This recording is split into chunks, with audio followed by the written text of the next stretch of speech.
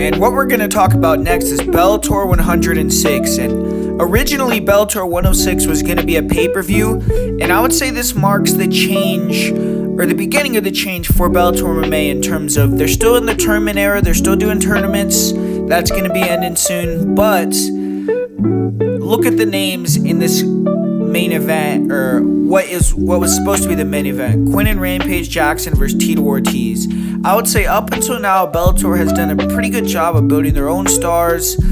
Growing up, they have had some other guys that came in that weren't homegrown, but they've, built up a lot of people that, I don't know if they were big names at this point, but they were skilled fighters that had fun styles and had potential. And they did have Eddie Alvarez versus Michael Chandler in the co-main event, but this was going to be the first pay-per-view for Bellator. So Quinn and Rampage Jackson had signed with Bellator, and this would have been his debut against Tito Ortiz. Obviously, he was one of the biggest names in MMA history, and Tito Ortiz as well. So for your first pay-per-view, I can understand why you would want this as your main event. I fought the best of the best in MMA, but one name has been missing until now.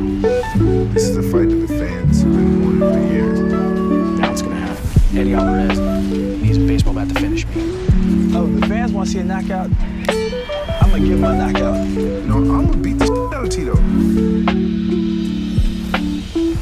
These two are superstars. It's something that you're gonna feel that Saturday night, November 2nd. Tito Ortiz brings a certain energy that other fighters can. He has that it factor. Quentin has that factor as well. You have to respect a legend like Tito Ortiz. He's a bigger name. He's been around MMA longer than me. He's a very good wrestler. Big advantage, I think, for Tito is conditioning and his wrestling. First thing I think of when I hear the name Rampage Jackson. Rampage is real. Rampage hits hard, he's well-rounded, he can stop wrestling takedowns, he can outbox anybody. He's tough, he's hard to knock out as well. I'm not afraid to throw some things. I'm not afraid to take a punch. I have to be real. I don't think Tito hits hard. Rampage always talk, and that's the way Rampage is. He's gonna talk.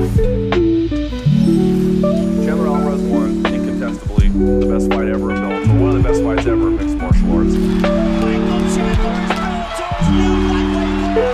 A rematch between myself and Alvarez. Seems like it's been a long time coming. No one is more excited about this fight than me myself. I'm gonna redeem myself, fix the mistakes. It won't happen again. I'd be a liar if I sat here and said that Eddie Alvarez isn't a phenomenal fighter, definitely top 10 lightweight in the world. Mike has gotten better. Yeah, he should have. He's a champion. You're gonna have to put me unconscious or break something, and the ref's gonna have to stop this fight. I'm sure he's training a lot harder than he was back then. It's a foolish dickhead statement. Do you forget I whooped your ass in the 3rd round? The fight of the year. Pat Curran versus Daniel Strauss. Pat Curran is the Bellator featherweight champion and ranks among the best in mixed martial arts. But clearly one thing to note, Daniel Strauss is extraordinarily well-rounded, and this one will be a story of rounds. Strauss wants revenge against that loss against me, and he's pushing himself even harder to get the win. I take him in wrestling, I take him in jiu-jitsu, I take him in boxing, but I take him in strength, so I think it evens out. Strauss is a stud wrestler, a fast striker, great grappler, and he mixes it up, so it's really hard to predict where he wants to take the fight and what he plans on doing. I'm taking home the title. You know, I like to take him out in the 2nd round just like I did the first time and look for the KO. Here's why this rematch is so great, because everyone talks about the back fist, and it is spectacular, that back fist. Big spinning back fist. Good night, King Mo. Mo has been insistent it was a 1 in a million shot. We're going to see if it was a 1 in a million shot. He don't bug me at all because, Luke's happy. He's not a big deal because I know revenge is coming. It's going to be nasty. We're being a little overconfident. His cockiness, I think, can be his downfall at times. My opponent, will be getting his ass whooped the whole time. This fight is very perfect for me, because he doesn't run his mouth. I want to shut his mouth for good. This night will go down in history. The best of the best in MMA. Putting it all on the line and battling it out. This king will reign again. I'm gonna come out with a win. Everybody tune in November 2nd because there's gonna be some. Unfortunately for Bellator, it didn't really go quite as planned because Tito Ortiz ended up getting injured, had to pull out of the fight, and it ended up changing from a pay-per-view, which was going to be the first pay-per-view in Bellator history, to being back on Spike. But the main event, Michael Chandler versus Eddie Alvarez 2, we're going to be talking about that, showing some highlights from that in a second. Just as good as the first fight, another amazing matchup between those two. Spike TV because of what happened with Tito. How difficult was it to make that announcement? I've always he said we're a free TV model, so it wasn't as difficult as you would think. Spike's awesome, and to be able to bring Alvarez versus Chandler to King Mo versus Newton to, revenge match, the biggest upset that happened last year in MMA, and Strauss versus Curran for the world title, the Fight Master finale, all for free, on a fight that a lot of, on a card that everybody thought they were going to pay for, is cool.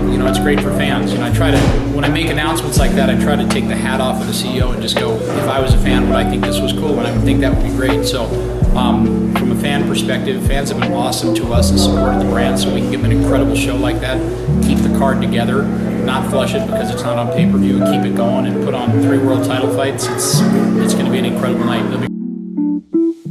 Bellator 106 was one of the promotion's most anticipated events, with the action emanating from Long Beach Arena in California.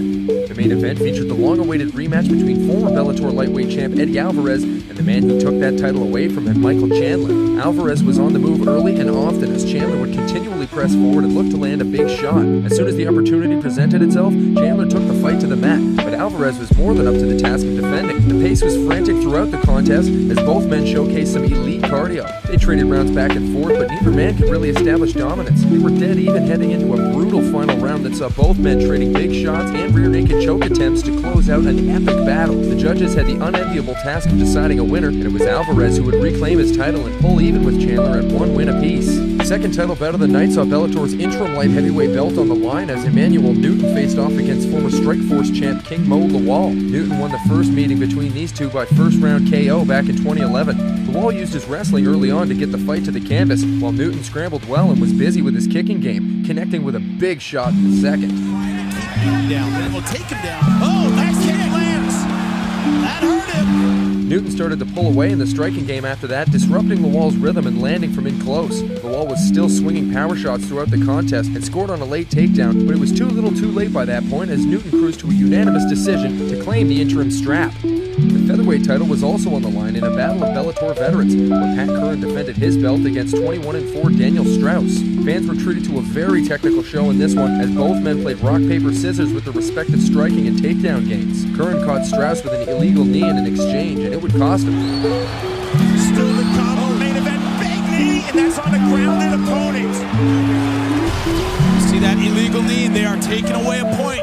Strauss was okay, and it would turn into a grueling ground battle from there, with both men working relentlessly on the mat. They'd trade takedowns, ground and pound, and submission attempts, but it would ultimately get sent to the scorecards. All 3 judges ruled in favor of Strauss, who completes the upset and goes home with the Bellator featherweight. So there you have it. That was Bellator 106, one of the biggest events to date in Bellator history, and that was the end of the rivalry, at least for now, between Eddie Alvarez and Michael Chandler. There's been rumors through the years that these guys would have a rubber match, but it's just never materialized, and it looks like it's never going to happen with these two guys at the very tail end of their careers. But man, they gave us 2 amazing fights, and then you saw Emmanuel Newton prove that it was not a fluke, beating King Mo for the second time. Daniel Strauss gets the victory over Pat Curran to set up the trilogy that we're going to talk about soon. And the next thing that we're going to talk about is the debut of the debut of Rampage Jackson. I've been in the cage with some of the best fighters on this planet. Liddell, Silva, Dan Henderson, Arona. I still love slamming people. So I wanted to prove to my hardcore fans, people that still support me and my family, that if I'm injury-free, I can still be devastated. The knees are great. Both of them pretty much feeling like they felt back in my pride days. Now I feel like I'm gonna show you guys that I'm back. This is my opportunity to go out there and show the world what I'm truly capable of, and I'm gonna make my name off of beating Rampage's ass. It's a big rush when you knock somebody out and everybody scream. And Joey Beltran, and I'm gonna destroy him. Biggest thing that he's gonna have to deal with is my Mexican fighting spirit. It comes all the way back from that Aztec blood. I'm gonna be out there, balls big, hands swinging. The Mexicutioner Beltran. The Mexicutioner. I don't think that he can deal with what I'm going to dish out. I know what's waiting on the other side of a victory over Rampage Jackson. Get into that 205 tournament, win the title, and live happily ever after. I'm a true martial artist, so I can devastate and destroy my opponents. And it's not gonna stop at this fight. It's gonna keep going. My next fight, and my next fight. I'm back. And I'm still one of the baddest dudes on this planet. That's real talk. I'm ready to go beat some ass. And at this point, Rampage Jackson had lost 3 fights in a row. Obviously, he had parted ways with the UFC, so there was a lot of pressure on him to perform here. Bellator had paid him a lot of money, and so this was a big moment in Bellator history here. That's Rampage's most dangerous punch, is that left hook right over the top of the guard. Rampage swinging big now, knee to the body. Counter knee from Joey Bellator. And right hand, and that is it! Perhaps 1 second before the end of round 1. And TKO win for Rampage Jackson in his Bellator debut. And comes officially 4 minutes, 59 seconds of round number 1. The winner by knockout, Quentin Rampage Jackson.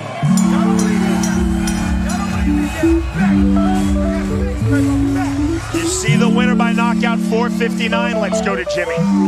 Rampage, man, give me this mic. I'm sorry. Give me this mic. I'm so excited. I'm back. Been trying to tell y'all gonna see more knockouts. More people will get messed up. Everybody in my weight class better be shaking in their boots.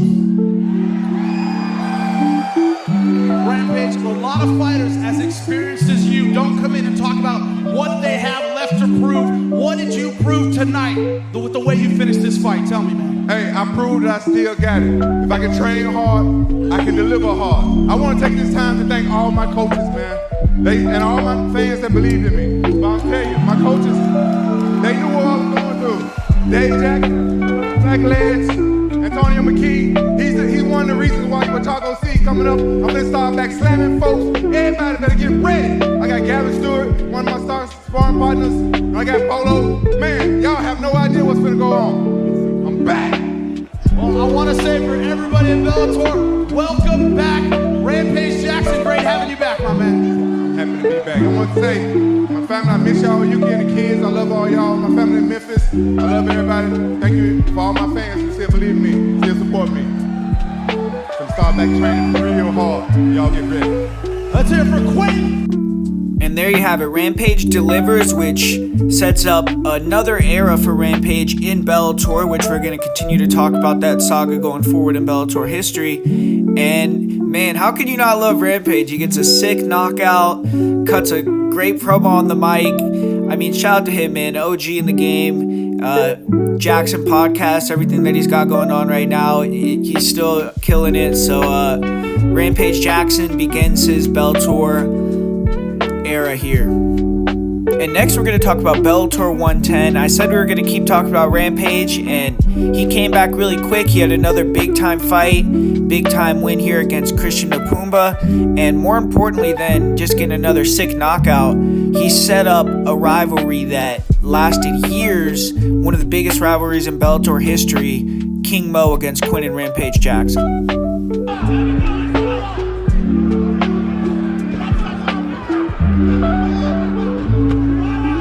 Side kick, not much on that. So Rampage walking right through the check, getting stalking mode.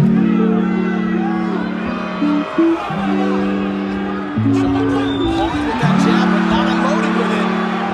It was really more of a slip. It was a slip. This is not where he wants to be against Rampage. And he's out! There's the stoppage on the big right hand from John McCarthy. And now look at Rampage Jackson in the face of Christian. Christian is protesting, but he was out. The sequence. A lot of fights never like that. Tell me how that knockout felt, man. Listen, these guys, they think I'm finished. He said he's gonna retire me. I took that personal. Bellator, y'all don't know what y'all messing with. I'm a monster. I'm taking everybody out. Anybody step in this cage, they going to sleep. You next. I took your spot.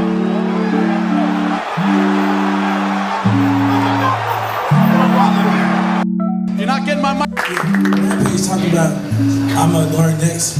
Only thing I'm gonna learn is what it feels like to get my next win. Mark that. May 9th is going down, Rampage, for real, man. I'm gonna stop you. Straight up. Stop me with what, Mo? You're gonna see that. Stop me with what? All you gonna do is try to take me down? That's all you gonna do. I'm training like Tony McKee, the best wrestler in MMA, and he's barely taking me down right now. It's like, he ain't taking me down right now. McKee, when's the last time you fight? You ain't fight nobody. You ain't. Last time I checked, you ain't fight. And you gotta fight. She's coaching me. Man, I see my ass. They ain't that nice, dog. They heavy. Look at your lip. Look at your lip. You like one of the characters from The Simpsons, homie. And you trying to talk back to me. I can think up and go look when I get to it. You ain't gonna touch me, dog. Watch. You can have the people laughing. You can go ahead and laugh, you know what I'm saying? I'm going to go ahead and talking about you sleeping on the cage and stuff like that. What excuse you gonna bring me when I slip and hit you in your face? Too slow. I'm too slow. You're too slow. Dog, you slow with the capital S. I saw you. You couldn't take all the way down tonight. Look at you. I'll take you down. Watch me. I bet you don't take me down. Watch. I bet you I do. Hey. I bet you I do. Hey, winner takes off. Winner takes off. Winner takes off. Winner takes off. You're gonna leave broke.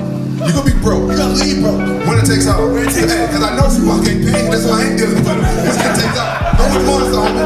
We get paid. Winner takes off. Winner takes off. All right. Yeah.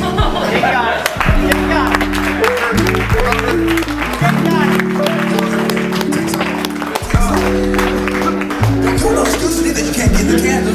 I hope you put Bellator, make sure it gets the candle too. Oh, the fight's a candle? Yeah, it's a candle. Y'all better make sure it gets the candle. No. Where you gonna go to my hometown, Memphis, man? They whoop that. Memphis. Man, we gonna set out to FedEx Farm. I can't get the candle unless you get to me.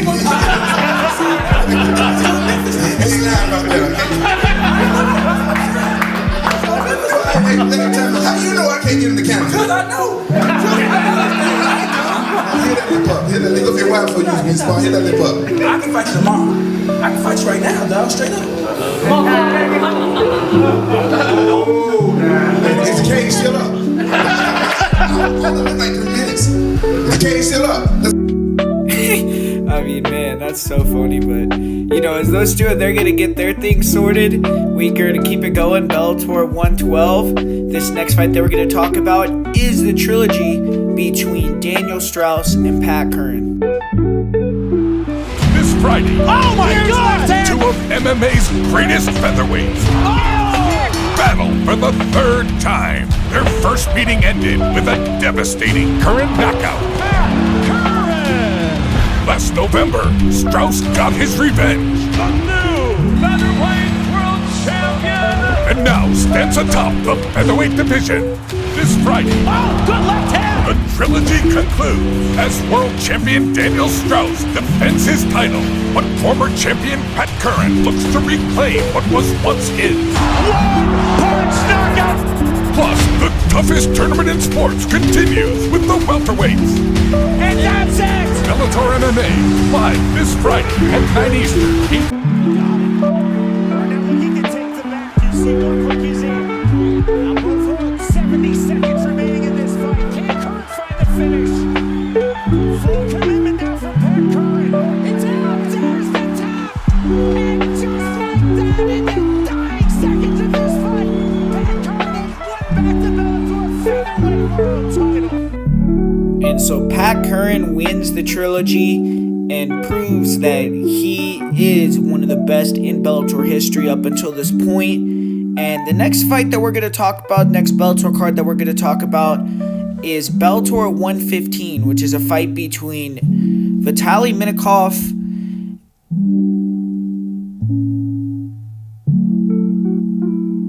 and Czech Kongo. And that was a significant fight in Bellator history because it was a fight that showed that Bellator heavyweights can compete with UFC heavyweights, because Czech Kongo had came over to Bellator a little bit before, but he had been somebody that had been in the UFC for a long time and done really well in the UFC, and Vitaly Minakov was going up against him here.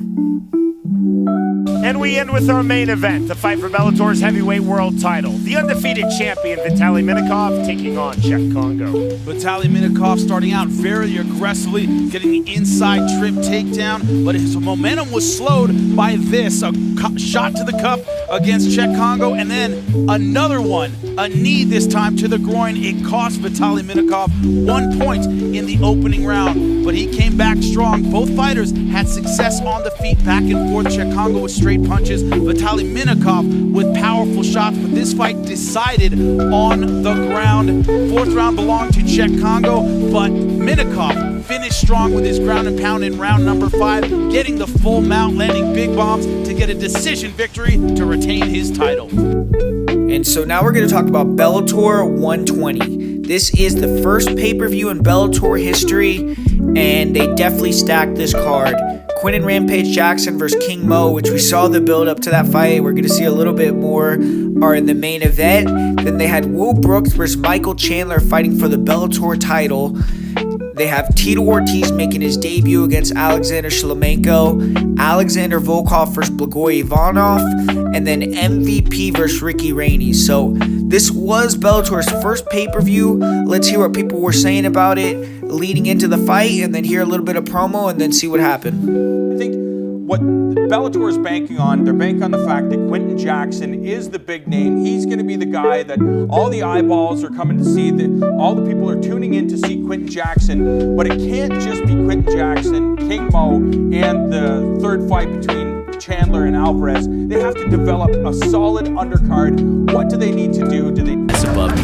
That's no problem for me. I'll fight as a light heavyweight and beat him as a gift to my fans. Russians are tough. Some of the best fighters in the world. I respect Shlemenko, but look at the guys I've competed against. All of them are all light heavyweights. To have an extra 20 pounds put on top of you and try to get out from underneath you, there's a big difference. He doesn't belong at 205. I'm going to dominate. I'm going to give him a beating. I'm going to send him back down 185 pounds. Our main event tomorrow night, light heavyweight tournament final 205, King Mo versus Quinton Rampage Jackson. Give it up for him.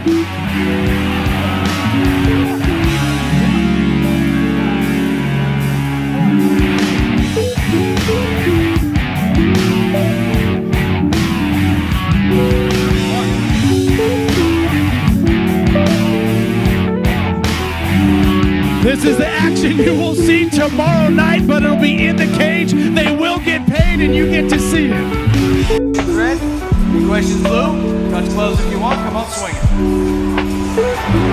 You get closing distance, Page turning away. Big right hand.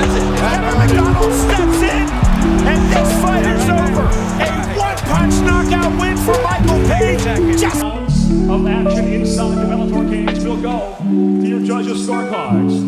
Your first judge, Larry Ingalls, scores the fight 48-47. He sees the fight for Chandler. Your second judge, Rob Hines, scores the fight 48-47. He sees the fight for Brooks. Your third and final judge, Todd Anderson, scores the fight 48-47 for the winner by split decision. And now the interim Bellator lightweight world champion, Brooks. Vai tentar um catagatame aí, hein, Dudu? Vai tentar uma finalização. Olha o catagatame encaixado já do Tito Ortiz. Vai finalizar o primeiro round de Tito Ortiz. Vai botar o russo pra dormir. Já aliviou. Bateu, está tudo acabado. Tito Ortiz.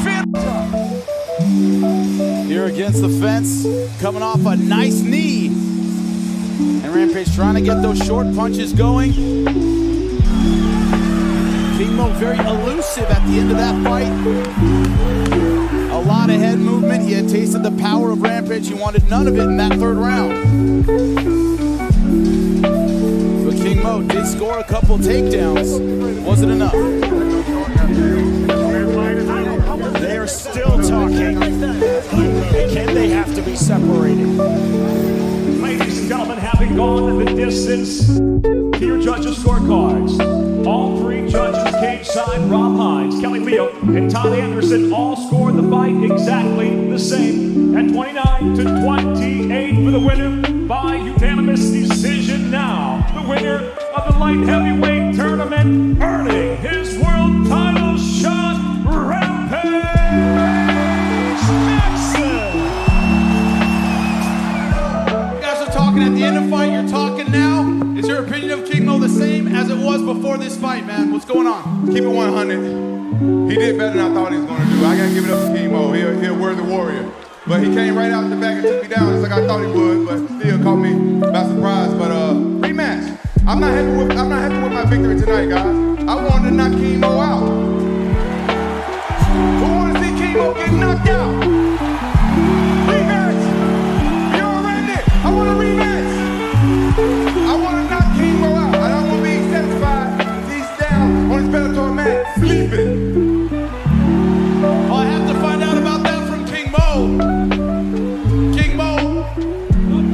How do you feel about a rematch? Bjorn, you know what's up, man. Yo, right? You know I won that fight. You smiling and You know I won that fight. Nah. Rampage, nothing against you. But I beat you though, dog. You know it. The corner know it. I won that fight. And at the end of all that saga, you know, still more talking than fighting at the end of the day. The fight was lackluster between Quinton Rampage Jackson and King Mo, but Quinton Rampage Jackson won the first fight. You saw there was a lot of talking about it being a robbery, and we will see that fight happen again, but Tito Ortiz got the big upset. We saw MVP get the win.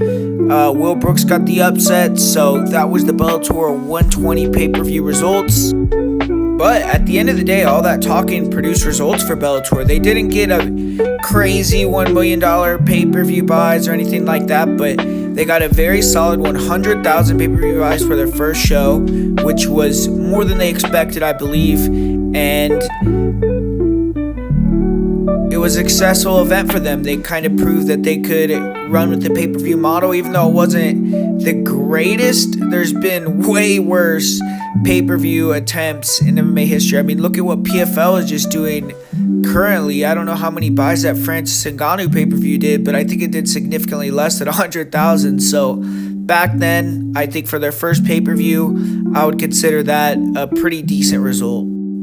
And although it might seem to the casual fan that was watching Bellator at the time that all was good, there was actually a lot going on. You know, like I said, there was the transition right around Bellator 100 where they signed Rampage, they started expanding, and they gave up a lot on the homegrown stars, and you started to see some cracks in the armor with Bjorn Rebney and the old regime of fighters from the first 100 Bellators.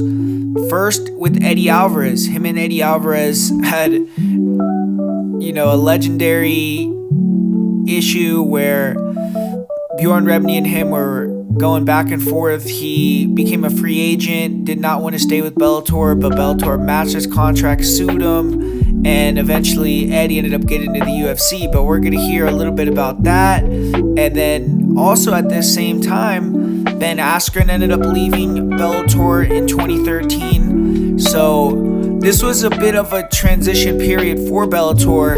And then Bellator 130 marks a big change in Bellator because that's when Bjorn Rebney is going to exit the company and we're going to see Scott Coker enter the fold. Your mind, what is going on? You are a free agent. Word came out last week that Bellator matched the offer that the UFC presented to you. Where are you going to fight next? What's going on with this whole situation? So everyone's heard that Bellator is matched or whatnot, and it's a difficult situation. We went to settlement maybe a couple days ago. We had a settlement meeting to where we were supposed to settle our differences and everything was supposed to get worked out. Long story short, I was sued 30 minutes after that, after our settlement agreement was over. So there's some tension in the air, and trying to. As you bring up Ben Askren, Bjorn Rebney is claiming that if the UFC offers him a welterweight title shot right out of the gate, he will waive their matching clause. I call BS to that because we have seen Bjorn Rebney in the past state that he will, if he gets a reasonable offer, we'll let him go. I foresee that Ben Askren is going to be fighting in a Bellator cage. The news was made official by Spike TV after an initial report from Josh Gross that Bellator CEO and founder Bjorn Rebney, as well as company COO and president Tim Donaher, are out of the organization following a change in strategy from Viacom, who announced on Wednesday morning that Rebney will be leaving the promotion along with Donaher. No replacement has been named as of yet, but the name most rumored to be stepping in to replace Rebney is former Strikeforce CEO Scott Coker, who was part of the UFC after he sold his portion of Strikeforce over to Zuffa in 2011. He had a non-compete agreement which expired this past March, which would make him free to take a position with Bellator. And so there you have it. That's the part 2 of the complete history of Bellator MMA, the end of the Bjorn Rebney era. I would say this period of Bellator 100 to Bellator 130 was stunted growth for them and kind of showed some chinks in the armor of what was to come, because the first 100 events, they created a lot of homegrown stars. They were able to get a niche audience, you could say, but during this 100 through 130, you started to see a lot of the stars that they created leaving the promotion. Eddie Alvarez, Ben Askren, Hector Lombard, just to name a few of them. And you started to see them gain in popularity, but kind of started to pick up old stars and do things that losing promotions tend to do. So I would say during Bellator 100 to Bellator 130, they gained in popularity, but they kind of went in the wrong direction. And Scott Coker is going to be picking it up.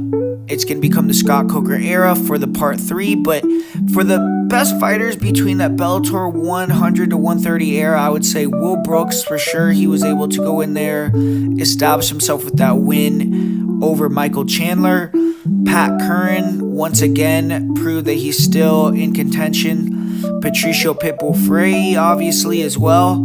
And then shout out to Emmanuel Newton, Alexander Shlemenko, and people that carried the promotion during that period were Quinton Rampage Jackson and King Mo. Also Tito Ortiz coming in there and getting a win over Alexander Shlemenko was pretty big as well. So that was the end of the Bjorn Rebney era. And what do you guys think about Bjorn Rebney at the end of the day? Do you guys think that he was good for the sport of MMA? Do you think he did a good job with Bellator? You know that I know the end was bad for him with the way he ended with certain fighters and his rep at the end of it, but I honestly think he came in with good intentions and he liked the sport and he put up a decent product, but it might have just got a little bit too big for him, and that was the end of his run with the promotion. But shout out to Bjorn Rebney, and we're going to be continuing this saga in the next video.